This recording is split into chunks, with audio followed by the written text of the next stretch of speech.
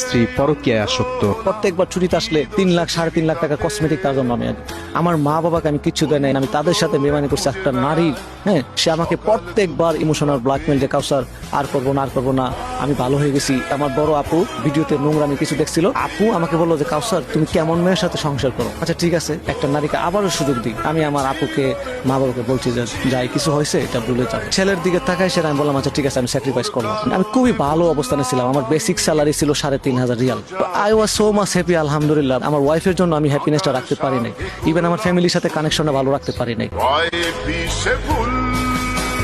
আমার বাসায় 2জন এসআই স্যাররা আসছে, আমাকে বললো যে আপনার রুমরা আমরা একটু তদন্ত করবো। আমার ওয়াইফ ছিল, আমি ছিলাম, আমার সন্তানটা ছিল। ওরা চেক করার পরে কিছু পায় নাই। লাস্টে ওয়াইফে বলতেছে যে ব্যাগের মধ্যে আবার ট্যাবলেট পাইছে 14 পিস। তাই আমি বললাম যে রুমা হোয়াট ইজ দিস, আমি স্মোক পর্যন্ত করি না, আমি একটা ছেলে। পরে আমার ছেলে বলছে যে হ্যাঁ আমার আম্মু প্যাকেট আনছিল, আমার আব্বুর ব্যাগে ঢুকাইছে, সেটা আমি দেখছি। যিনি কলার তিনি বলে দিচ্ছে যে কোন জায়গায় কি আছে। তখন উদ্ধারকারী টিমের সন্দেহ হয় যে এক পর্যায়ে স্বীকার করে যে স্ত্রী তার স্বামীকে 14 পিস ইয়াবা দিয়ে ধরে দিচ্ছিল।